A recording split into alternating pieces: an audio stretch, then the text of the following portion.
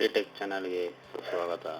ನಾವು ಹಿಂದೆ ಮಾಡಿದಂತಹ ವಿಡಿಯೋಗಳನ್ನು ನೋಡಿದ್ದೀರಾ ಎಂದು ಭಾವಿಸಿದ್ದೇನೆ. ಇಂದಿನ ವಿಷಯ ಪರ್ಚೇಸ್ ರಿಟರ್ನ್. ಪರ್ಚೇಸ್ ರಿಟರ್ನ್ ಸಹ ಒಂದು ಕಂಪನಿಗೆ ಅತಿ ಮುಖ್ಯವಾದ ಪಾತ್ರವನ್ನು ನಿಭಾಯಿಸುತ್ತದೆ. ಇದರಲ್ಲಿ ಸ್ಟಾಕ್ ಅಥವಾ ವಸ್ತುಗಳ ಬೆಲೆ ಹಾಗೂ ಅದರ ಖರ್ಚು ವೆಚ್ಚಗಳು ಹಾಗೂ ಪರ್ಚೇಸ್ ರಿಟರ್ನ್ ವಿವರ ಸಹ ನಾವು ತಿಳಿಯಬಹುದು. ಈ ಒಂದು ಪರ್ಚೇಸ್ ರಿಟರ್ನ್ನಿಂದ ನಮ್ಮ ಒಂದು ಸ್ಟಾಕ್ನ ಡ್ಯಾಮೇಜಸ್ ಹಾಗೂ ಅದರಲ್ಲಿಂತಹ ಸೈಜ್ ವೇರಿಯೇಷನ್ ಹಾಗೂ ಇತರೆ ಯಾವುದೇ ರೀತಿಯ ಒಂದು ಸಮಸ್ಯೆಗಳು ಕಂಡು ಬಂದಲ್ಲಿ ಆ ಪರ್ಚೇಸ್ ರಿಟರ್ನ್ ಸಹ ನಾವು ಮಾಡಬಹುದು. ಇದರಿಂದ ಸುಲಭವಾಗಿ ನಮಗೆ ನಮ್ಮ ಸ್ಟಾಕ್ನ ವಿವರಗಳನ್ನು ತಿಳಿಯಲು ಉಪಯುಕ್ತಕಾರಿಯಾಗಿದೆ. ಈ ಪರ್ಚೇಸ್ನಿಂದ ತಾವು ಪರ್ಚೇಸ್ ಮಾಡಿದಂತಹ ಬಿಲ್ಲಿನ ಒಂದು ಪೇಮೆಂಟನ್ನು ಎಷ್ಟು ಲೆಸ್ ಮಾಡಬೇಕೆಂದು ಸಹ ಈ ಪರ್ಚೇಸ್ ರಿಟರ್ನ್ ನಿಮಗೆ ಉಪಯುಕ್ತಕಾರಿ ಕೆಲಸವನ್ನು ನಿಭಾಯಿಸುತ್ತದೆ.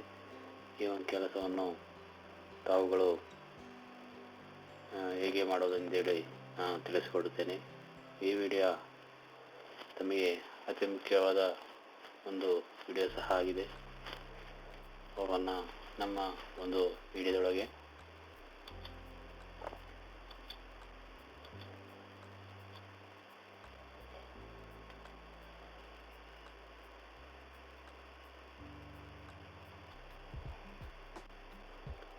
ನಾವು ಹಿಂದೆ ಮಾಡಿದಂಥ ವಿಡಿಯೋಗಳು ನೀವು ನೋಡಿದ್ದೀರಾ.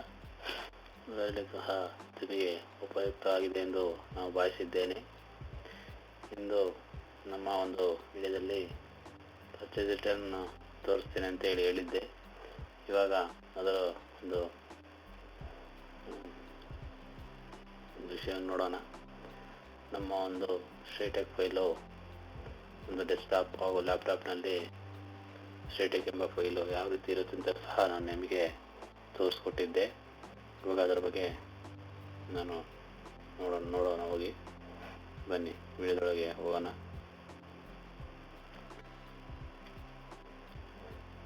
ನಮ್ಮ ಒಂದು ಸ್ಟ್ರೇಟೆಕ್ ಫೈಲು ಈ ರೀತಿ ಇರುತ್ತೆ. ಇದನ್ನು ನಾವು ಡಬಲ್ ಕ್ಲಿಕ್ ಮಾಡಬೇಕು.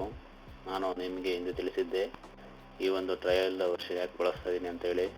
ಯಾಕಂದರೆ ನಮ್ಮ ಒಂದು ಸ್ಟ್ರೇಟೆಕ್ ಇಂದ ನೀವು ಏನು ಪಡೆಯಬೇಕು, ಅದಕ್ಕಾಗಿ ಈ ರೀತಿ ನಾನು ಬಳಸ್ತಾ ಇದ್ದೀನಿ ನಿಮಗೆ ಗೊತ್ತಾಗಲಿ ಎಂದು ನಾನು ಕಂಟಿನ್ಯೂ ಟ್ರಯಲ್ ಎಂದೇ ಕೊಡ್ತಾ ಇದ್ದೀನಿ. ಇವಾಗ ನಮ್ಮ ಒಂದು ಸ್ಟ್ರೇಟೆಕ್ ಟ್ರಯಲ್ಗೆ ಸೈನ್ ಇನ್ ಮಾಡ್ತಾ ಇದ್ದೀನಿ. ಈ ರೀತಿ ಒಂದು ಲಾಗಿನ್ ಫಾರ್ಮ್ ಸಹ ಬರುತ್ತೆ. ನೀವು ಇದನ್ನು ಲಾಗಿನ್ ಮಾಡಬೇಕು. ಇಲ್ಲಿ ರೋಲ್ ನೋಡಿ, ರೋಲ್ ಯಾವ ರೀತಿ ಸೆಲೆಕ್ಟ್ ಮಾಡ್ತೀರೋ ಆ ರೀತಿ ನಿಮ್ಮ ಫಾರ್ಮ್ಗಳು ಓಪನ್ ಆಗುತ್ತೆ. ನಾನು ಅಡ್ಮಿನ್ ಆಗಿರೋದ್ರಿಂದ ಅಡ್ಮಿನನ್ನೇ ಬಳಸ್ತಾ ಇದ್ದೀನಿ. ಅದೇ ರೀತಿ ನಮ್ಮ ಒಂದು ಯೂಸರ್ ನೇಮ್ ಸಹ ಅಡ್ಮಿನ್ ಆಗಿದೆ. ನೆಕ್ಸ್ಟು ಪಾಸ್ವರ್ಡು ಅದು ಎನ್ಕ್ರಿಪ್ಟ್ ಆಗಿದೆ. ಅದು ಪಕ್ಕದಲ್ಲಿರುವಂಥ ಯಾವುದೇ ವ್ಯಕ್ತಿಗೆ ಗೊತ್ತಾಗದ ರೀತಿ ಎನ್ಕ್ರಿಪ್ಟ್ ಸಹ ಮಾಡಲಾಗಿದೆ. ಲಾಗಿನ್ ಮಾಡ್ತಾ ಇದ್ದೀನಿ. ನಮ್ಮ ಒಂದು ಸಿಸ್ಟಮ್ ಡೇಟ್ ಸರಿ ಇರೋದ್ರಿಂದ ನಾನು ನಮ್ಮ ಸಿಸ್ಟಮ್ ಡೇಟ್ ಸರಿ ಇದೆ ಎಂದು ಎಸ್ ಅಂತ ಕೊಡ್ತಾ ಇದ್ದೀನಿ. ತಪ್ಪಿದ್ದರೆ ನೀವು ನೋ ಅಂತ ಕೊಟ್ಟು ನಿಮ್ಮ ಸಿಸ್ಟಮ್ ಡೇಟ್ನ ಪರಿಶೀಲಿಸಿ ಆನಂತರ ನೀವು ಎಸ್ ಎಂದು ಕೊಡ್ಬೋದು. ಇವಾಗ ನಾನು ನಿಮಗೆ ಹಿಂದೆ ವಿಡಿಯೋದಲ್ಲಿ ಒಂದು ಇದು ಯೂಸರ್ ಕ್ರಿಯೇಷನ್ ಬಗ್ಗೆ ಹಾಗೂ ಪರ್ಚೇಸ್ ಮೆನುಗಳು, ನಮ್ಮ ಒಂದು ಯೂಸರ್ನ ಮೆನುಗಳು ಯಾವ ರೀತಿ ಆಕ್ಸೆಸ್ ಆಗುತ್ತೆ ಅನ್ನೋದ್ರ ಬಗ್ಗೆಯೂ ಸಹ ತಿಳಿಸ್ಕೊಟ್ಟಿದ್ದೆ. ಅದೇ ರೀತಿ ಮತ್ತು ಮಾಸ್ಟರ್ ಬಗ್ಗೆ ಎಲ್ಲನೂ ಸಹ ನಾನು ನಿಮಗೆ ತಿಳಿಸ್ಕೊಟ್ಟಿದ್ದೆ. ಈ ಮಾಸ್ಟರ್ ಸಹ ತುಂಬ ಮುಖ್ಯ ಪಾತ್ರವನ್ನು ನಿಭಾಯಿಸುತ್ತೆ. ಇದನ್ನು ಸಹ ನಮಗೆ ತಿಳಿಸ್ಕೊಟ್ಟಿದ್ದೆ. ಅದೇ ರೀತಿ ಪರ್ಚೇಸ್ ಎಂಟ್ರಿ ಸಹ ತೋರಿಸ್ಕೊಟ್ಟಿದ್ದೆ. ಈ ಎಂಟ್ರಿ ಹಾಕಿದ್ರೆ ತಮಗೆ ಸ್ಟಾಕು ಆ್ಯಡ್ ಆಗುತ್ತೆ. ಆನಂತರ ಒಂದು ಪರ್ಚೇಸ್ ಬಿಲ್ನ ವಿವರಗಳು ಸಹ ಸೇವ್ ಆಗಿರುತ್ತೆ. ಅದೇ ರೀತಿ ಬಿಲ್ ವ್ಯೂ ಸಹ ನೋಡ್ಬೋದು ಅಂತ ನಾನು ಹೇಳಿದ್ದೆ. ಬಿಲ್ ವ್ಯೂನ ಸಹ ನೀವು ನೋಡ್ಬೋದು. ಅದೇ ರೀತಿ ಬಿಲ್ ವ್ಯೂನ ನೆಕ್ಸ್ಟ್ ರಿಪೋರ್ಟ್ಗಳು, ಪರ್ಚೇಸ್ ಡೇ ರಿಪೋರ್ಟ್ ನೋಡ್ಬೋದು. ಅದೇ ರೀತಿ ನೀವು ಪರ್ಚೇಸ್ ಮಂತ್ ರಿಪೋರ್ಟ್ ಸಹ ನೋಡ್ಬೋದು. ನಾನು ಹಿಂದೆ ಪ್ರೀವಿಯಸ್ ವಿಡಿಯೋ ಹಾಕಿದ್ರಿಂದ ನಾನು ನೋಡಿ 1ರಿಂದ 17 ಅಂತ ಹಾಕಿದ್ದೆ. ಅದರೊಳಗೆ ಯಾವುದು ಹಾಕಿದ್ನೋ ಅದು ಬಂದಿದೆ. ಕ್ರೆಡಿಟ್ ಬಿಲ್ಲು ಇನ್ಕ್ಲೂಸಿವ್ ಟ್ಯಾಕ್ಸ್ ಅಂತ ಹೇಳಿ ಒಂದು ಐಟಮ್ ಬಂದಿದೆ. ಅದನ್ನು ಕ್ಲಿಕ್ ಮಾಡೋದು ನಮ್ಮ ಈ ಥರ ಹಳೆಯ ಒಂದು ಬಿಲ್ಲಿನ ವಿವರಗಳು ಬಂದಿದೆ. ಅದನ್ನು ನಾವೆಲ್ಲ ಒಂದೊಂದು ಐಟಮ್ ಇಸ್ಕೊಂಡಿದ್ದೀವಿ. ಅದರಿಂದ ಒಂದೊಂದು ಐಟಮ್ ಇದೆ. ನೋಡೋಣ. ಇದರಲ್ಲಿ ಯಾವುದೋ ಒಂದು ನನ್ನ ಐಟಮು ಡಿಸ್ಕ್ರಿಪ್ಷನ್ ಬಂದು ಹೇಳಿ ಸ್ಟಾಪು ಏನೋ ಒಂದು ಸೈಜ್ ವೇರಿಯೇಷನ್ಗೋಸ್ಕರ ನಾನು ಹೇಳಿ ಸೈಜ್ ಕಳಿಸಿಲ್ಲ ಅಂಥೇಳಿ ನಿಮಗೆ ಇವಾಗ ರಿಟರ್ನ್ ಮಾಡೋಕ್ಕೆ ಹೋಗ್ತಾಯಿದ್ದೀನಿ. ಆ ಒಂದು ವಿಷಯದ ಬಗ್ಗೆ ನಾನು ಇವಾಗ ಮಾಡ್ತೀನಿ ಇವತ್ತು. ಬನ್ನಿ ನಾವು ಇವತ್ತಿನ ರಿಟರ್ನ್ ಬಗ್ಗೆ ಹೋಗೋಣ. ಪರ್ಚೇಸ್ ರಿಟರ್ನ್ ಬಗ್ಗೆ ಹೋಗ್ತಾಯಿದ್ದೀನಿ. ಇಲ್ಲಿ ನೋಡಿ, ಪರ್ಚೇಸ್ ರಿಟರ್ನ್ ಹೋಗುವಾಗ ಸಪ್ಲೈನ ಚೂಸ್ ಮಾಡಬೇಕು. ಚೂಸ್ ಮಾಡಿದ ತಕ್ಷಣ ಯಾವ ಒಂದು ಇನ್ವಾಯ್ಸ್ ನಂಬರ್ ಇದೆ ಆ ಇನ್ವಾಯ್ಸ್ ನಂಬರ್ನ ಚೂಸ್ ಮಾಡಬೇಕು. ಅದೇ ರೀತಿ ಎಂಟ್ರಿ ಕೊಟ್ಟರೆ ತಮ್ಮ ಎಲ್ಲ ಒಂದು ಪರ್ಚೇಸ್ ಎಲ್ಲ ಇಲ್ಲಿ ಬರ್ತಾ ಇದೆ ನೋಡಿ. ಈ ಸ್ಕ್ರೀನಲ್ಲಿ ಎಲ್ಲ ಬಂದಿದೆ, ನಿಮಗೆ ಟೋಟಲ್ ಅಮೌಂಟು ಎಲ್ಲ ಬಂದಿದೆ. ಇವಾಗ ನಾವು ಯಾವ್ದು ಐಟಮ್ ರಿಟರ್ನ್ ಮಾಡ್ತೀವೋ ಆ ಐಟಮ್ನ ಡಬಲ್ ಕ್ಲಿಕ್ ಮಾಡಬೇಕು. ಡಬಲ್ ಕ್ಲಿಕ್ ಮಾಡಿದ ತಕ್ಷಣ ಡೀಟೇಲ್ಸ್ ಎಲ್ಲ ಈ ಸೈಡ್ ಬರುತ್ತೆ. ಇಲ್ಲಿ ಬಂದು ನಿಮಗೆ ಅದೇ 100 ರೂಪೀಸಿಗಿದೆ. ಕ್ವಾಂಟಿಟಿ ರೇಟ್ 430 ರೂಪಾಯಿ ಇದೆ. ಸಮಸ್ಯೆ ಕೊಟ್ಟರೆ ನಿಮ್ಮ ಡೇಟಾ ಇಲ್ಲಿ ಕೆಳಗೆ ಬರುತ್ತೆ. ಸೇವ್ ಮಾಡೋಕ್ಕೆ ಮುಂಚೆ ನೋಡಿ, ರೀಸನ್ನ ನಾವು ಚೂಸ್ ಮಾಡಬೇಕು. ರೀಸನ್ನು ಏನಿದೆ, ಸೈಜ್ ವೇರಿಯೇಷನ್ ಅಂತ ಹೇಳಿದೆ. ಟೈಮೇಜ್ ಅಂತ ಮಾಡ್ಬೋದು, ಇಲ್ಲ ಎಕ್ಸ್ಚೇಂಜ್ ಮಾಡ್ಬೋದು. ನಿಮಗೆ ಯಾವ ರೀತಿ ರೀಸನ್ ಮಾಸ್ಟರ್ನ ಕ್ರಿಯೇಟ್ ಮಾಡೋದು, ಇಲ್ಲೆಲ್ಲ ರೀಸನ್ಗಳು ಬರ್ತಾ ಇರುತ್ತೆ. ಯಾವ್ದು ಬೇಕಾದ್ರೆ ಚೂಸ್ ಮಾಡ್ಬೋದು. ನಾನು ಎಕ್ಸ್ಚೇಂಜ್ ಅಂತಲೇ ಕೊಡ್ತೀನಿ. ನಂತರ ಸೇವ್ ಕೊಟ್ಟರೆ ನಮ್ಮ ಒಂದು ಬಿಲ್ಲು ಸೇವ್ ಆಗುತ್ತೆ. PRR00001 ಅಂತೇಳಿ ರಿಟರ್ನ್ JR ನಂಬರ್ ಬಂದಿದೆ, ಸಕ್ಸಸ್ ಆಗಿದೆ. ಓಕೆ ಕೊಡೋಣ. ಓಕೆ ಕೊಟ್ಟರೆ ನೋಡಿ ಈ ರೀತಿ ಆಯಿತು. ನೆಕ್ಸ್ಟು ನಾನು ಹೋಗಿ ಸ್ಟಾಕ್ನ ಚೆಕ್ ಮಾಡ್ತೀನಿ. ಸ್ಟಾಕ್ ಚೆಕ್ ಮಾಡಿದಾಗ ಅಲ್ಲಿ ನೋಡಿ ಇಲ್ಲಿ ರೆಡ್ ಕಲರ್ ಬಂದಿದೆ. ನಾನು ಸ್ಟಾಕ್ ವ್ಯಾಲ್ಯೂ ಬಂದು 0 ಅಂತ ಬಂದಾಗ ಇಲ್ಲಿ ನಾನು ರೆಡ್ ಕಲರ್ನ ಚೂಸ್ ಒಂದು ಇಂಡಿಕೇಟ್ ಇಟ್ಟಿದ್ದೀನಿ. ಅದೇ 1 to 20 ಇದ್ದರೆ ಅದೇ ರೀತಿ ಎಲ್ಲೋ, ಅದೇ ರೀತಿ ಸ್ಟಾಕ್ 20 to 40 ಇದ್ದರೆ ಗ್ರೀನು, 40 to ಎಬೋ ಇದ್ದರೆ ಒಂದು ಲೈಟ್ ಗ್ರೀನ್ ಥರ ನಾನು ಇಲ್ಲಿ ಇಟ್ಟಿದ್ದೆ. ನೋಡಿ ಇವಾಗ ಇದು ಎಲ್ಲೋ ಕಲರ್ ಇದೆ, ಒಂದು ಪೀಸ್ ಇದೆ, ಅದರಿಂದ ಎಲ್ಲೋ. ಇದು ಬಂದು ರೆಡ್ಡಲ್ಲಿದೆ. ಇದು ತಮಗೆ ಗೊತ್ತಿರಲಿ. ಇವಾಗ ನಾವು ಒಂದು ರಿಪೋರ್ಟ್ನ ಹೋಗಿ ನೋಡೋಣ. ಇವತ್ತೊಂದು ಪರ್ಚೇಸ್ ರಿಪೋರ್ಟ್ ಮಾಡಿದ್ದೀನಿ ರಿಟರ್ನ್ನ. ನೋಡಿ ಇಲ್ಲಿ ಬಂದಿದೆ ಒಂದು. ಇವತ್ತು ಕ್ಲಿಕ್ ಮಾಡಿದ್ರೆ ಅದ್ರ ಡೀಟೇಲ್ಸ್ ಸಹ ನಮಗೆ ಇಲ್ಲಿ ಬರ್ತಾ ಇದೆ.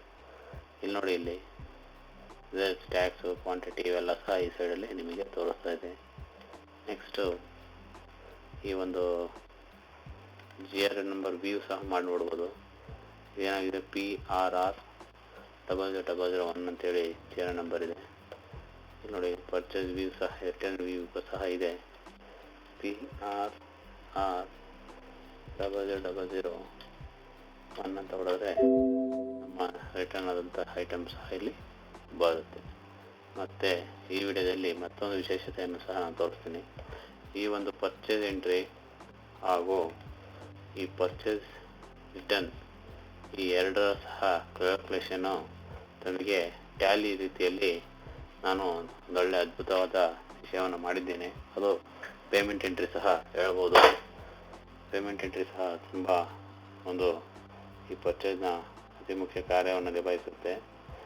ನೋಡಿ, ಅದೇ ರೀತಿ ನಾವು ಪರ್ಚೇಸಲ್ಲಿ purchase entry, purchase view, purchase return view ಅನ್ನು ನೋಡಿದ್ದೀವಿ. ಅದೇ ರೀತಿ ಇಲ್ಲಿ ಸಹ ಪರ್ಚೇಸ್ ರಿಪೋರ್ಟಲ್ಲಿ purchase day report, purchase month report, purchase return report ಹಾಗೂ ಪರ್ಚೇಸ್ ರಿಟರ್ನ್ ಮಂತ್ಲಿ ರಿಪೋರ್ಟ್ ಸಹ ನಾವು ಇಲ್ಲಿ ನೋಡಿದ್ದೀವಿ. ಇದೇ ರೀತಿ ಬಂದರೆ ಇಲ್ಲಿ ನಮಗೆ ಪರ್ಚೇಸ್ ಪೇಮೆಂಟ್ ಎಂಟ್ರಿ ಸಹ ಇದೆ. ಇದನ್ನು ಕ್ಲಿಕ್ ಮಾಡಿದ್ರೆ ನಾವು ಯಾವ ಸಾಫ್ಟ್ವೇರ್ನ ಚೂಸ್ ಮಾಡ್ತೀರೋ ಆ ಒಂದು ಸಾಫ್ಟ್ವೇರ್ನ ಎಲ್ಲ ಡೀಟೇಲ್ಸ್ಗಳು ಇಲ್ಲಿ ಬರುತ್ತೆ. ನೀವು ಎರರೆಲ್ಲ ಯಾಕೆ ಬರ್ತಾ ಇದೆ ಅಂದರೆ ನಾವಿಲ್ಲಿ ಒಂದು ಪೇಮೆಂಟ್ ಎಂಟ್ರಿ ಮಾಡಿಲ್ಲ, ಆ ಕಾರಣಕ್ಕೆ ಈ ಥರ ಬರ್ತಿದೆ ಎರರು. ಅದು ನಿಮಗೆ ಪರ್ಚೇಸ್ ಪೇಮೆಂಟ್ ಎಂಟ್ರಿ ಮಾಡಿದ್ರೆ ಎರರು ಬರೋಲ್ಲ, ಯಾಕಂದರೆ ಇಲ್ಲಿ ಗ್ರಿಡ್ಗಳು ಖಾಲಿ ಇರೋದ್ರಿಂದ. ಅದೇ ರೀತಿ ನಾವಿಲ್ಲಿ ಒಂದು ಪರ್ಚೇಸ್ ಎಂಟ್ರಿ ಮೇಲೆ ಡಬಲ್ ಕ್ಲಿಕ್ ಮಾಡಿದ್ರೆ ನಿಮಗೆ ಪರ್ಚೇಸ್ ವ್ಯೂ ನೋಡ್ಬೋದು.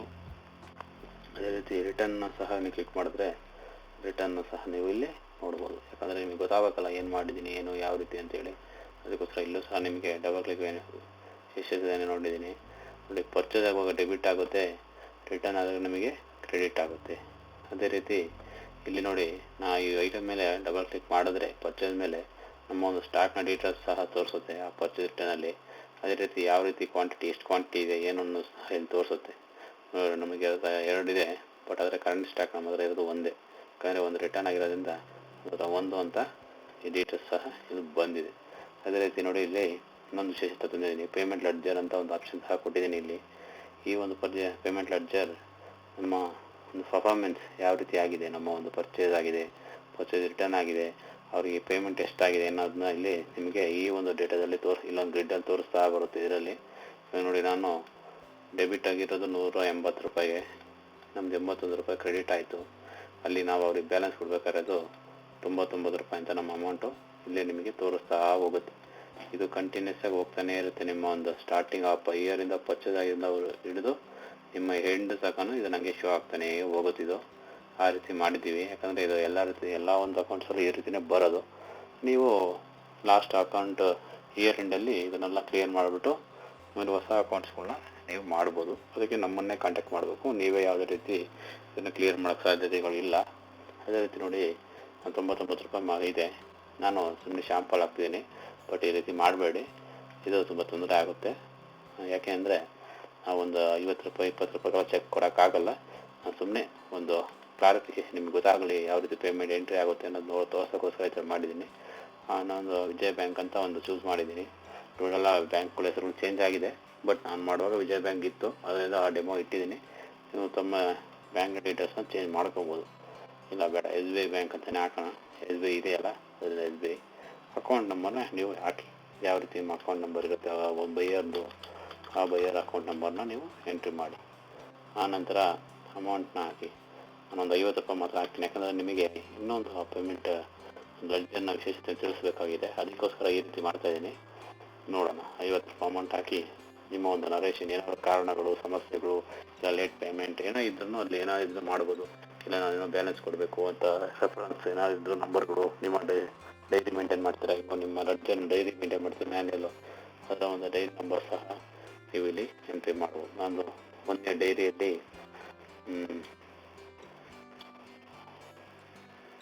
ಬಿಲ್ ಎಂಟ್ರಿ ಮಾಡಿದ್ದೀನಿ ಅಂತೇಳಿ ಪರ್ಚೇಸ್ ಎಂಟ್ರಿ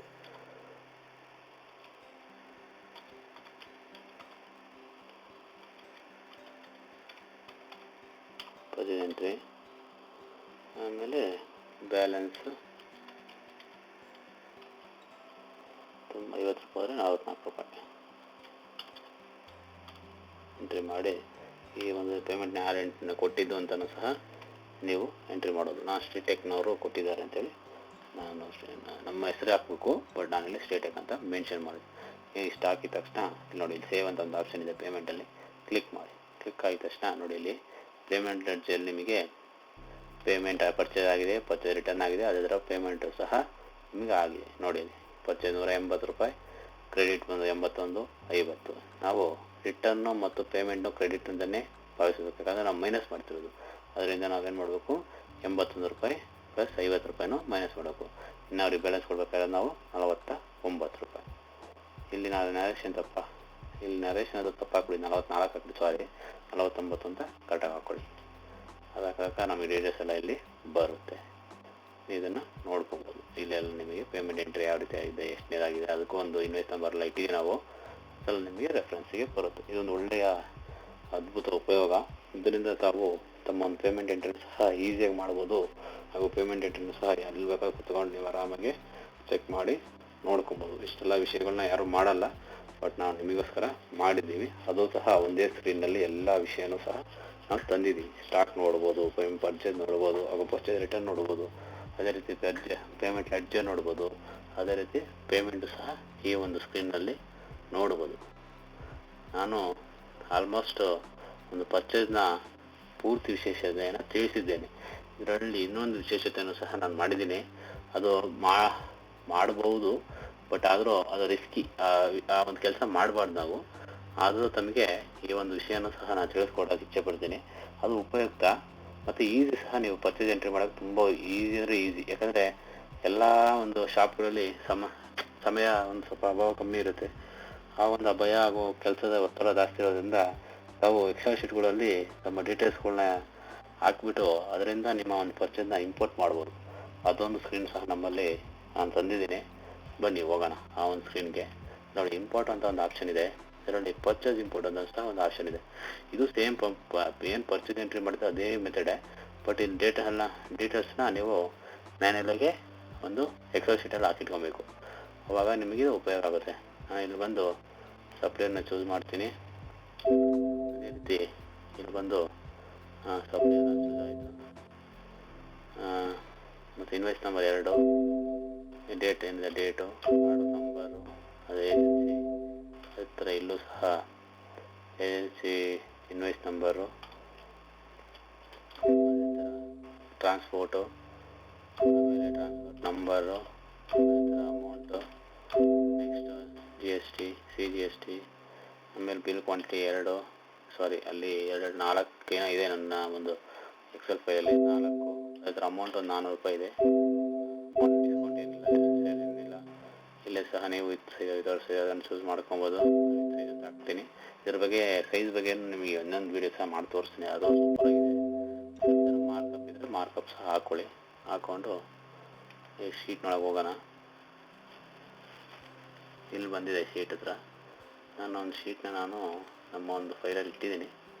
ಹೋಗ್ತೀನಿ ಒರಿಜಿನಲ್ ಸ್ಟೇಟೆಕ್ ಇಲ್ಲೆಲ್ಲ ಇಟ್ಟಿದ್ದೆ ಒಂದು ಎಕ್ಸೆಲ್ ಶೀಟ್ ನೋಡ್ತಿದ್ದಾರೆ.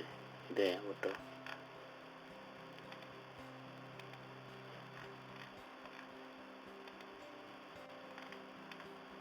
ಇಲ್ಲಿದೆ ಪರ್ಚೇಸು.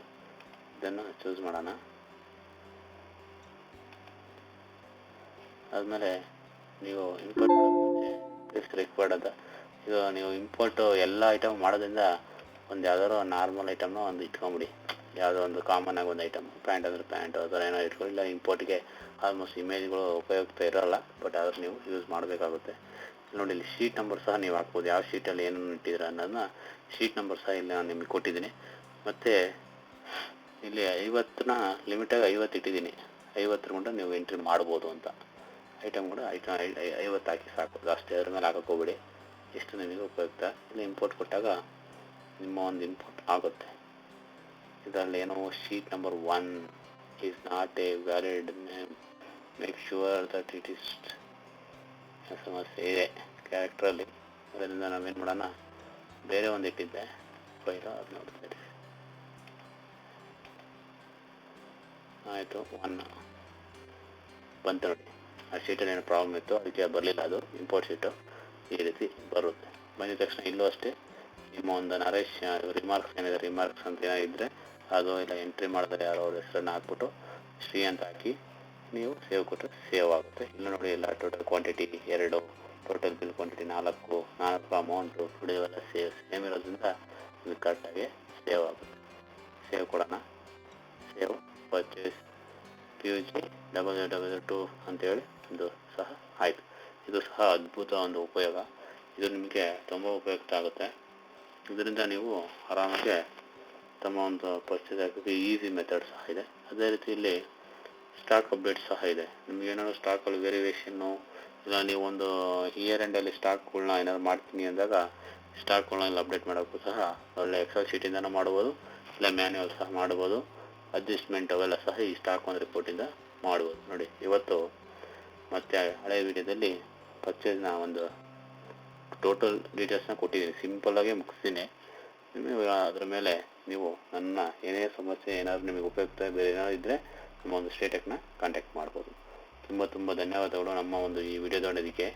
ಮತ್ತು ನಾನು ನಿಮಗೆ ನೆಕ್ಸ್ಟ್ ವಿಡಿಯೋಗಳಲ್ಲಿ ಇನ್ನೂ ನಮ್ಮ ಒಂದು ಸ್ಟೇಟೆಕ್ನ ಉಪಯುಕ್ತಗಳ ಬಗ್ಗೆ ನಾನು ನಿಮಗೆ ತಿಳಿಸ್ಕೊಡ್ತೀನಿ. ತುಂಬ ಧನ್ಯವಾದಗಳು ನಮ್ಮ ಒಂದು ಈ ವಿಡಿಯೋವನ್ನು ನೋಡಿದ್ದಕ್ಕಾಗಿ.